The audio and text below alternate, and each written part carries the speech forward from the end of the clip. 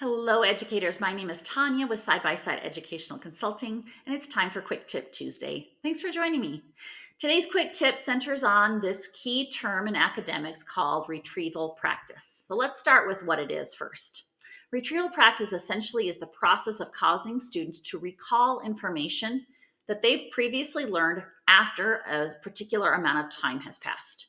This strengthens memory retention and boosts learning. All of us, whether we're talking about children, adolescents, or adults, begin forgetting information almost as soon as we learn it. In fact, the rate of forgetting is really surprisingly high. A few hours after we learn something, most people remember only a portion or a small fraction of it. But each time you practice recalling what you know, the rate and amount of forgetting is reduced. This originally was discussed and brought about by cognitive psychologist Robert Bjork. He emphasizes that without this periodic retrieval, learned information is prone to being forgotten. But here's a key idea with retrieval practice. True retrieval needs to be closed book. Simply rereading something or highlighting, looking back at our notes or another resource will not really help us to encode new knowledge into long-term memory. We actually have to have what is called desirable difficulty. We have to work at this process of recalling that information. So here are a couple really simple strategies for you to incorporate into your classroom to add retrieval. Number one, it could be something as simple as what is called a brain dump. In this process, we ask students to write down everything they can remember about a particular topic. It's called a free recall.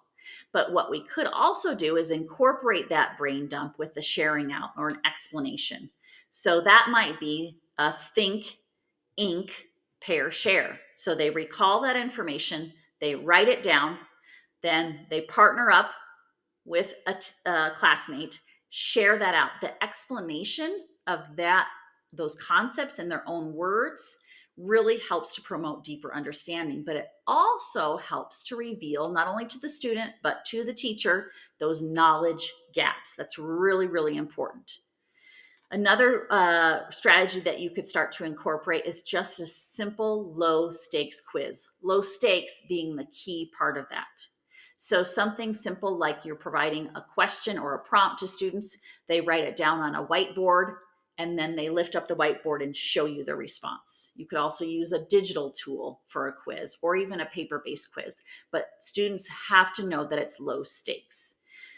The purpose of it is to assess their understanding and to identify areas that they want to remember for next time. So 5 principles for effective retrieval. Number 1, we talked about that, low stakes. Number 2, utilize turn and talk or some type of think, pair, share to ensure that 100% of students are participating. If we ask students a question or we ask them to share information and we call on students who have hands raised, only the students who are responding are getting the opportunity to participate. So we want 100% participation. Number 3, retrieval practice should be effortful.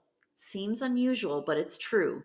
We want to cause students to recall that knowledge without the help of a memory aid. So again, closed book. Number 4, we need to provide immediate feedback on that retrieval. And number 5, try to make this a routine in your classroom. Incorporating it and spacing it out over time can increase the rate of memory retention. By integrating these simple strategies, you can enhance students' ability to retain information and then be able to apply that knowledge effectively. I hope you try out some retrieval in your classroom. Let us know in the comments, and we hope to see you for our next quick tip. Thanks, everybody.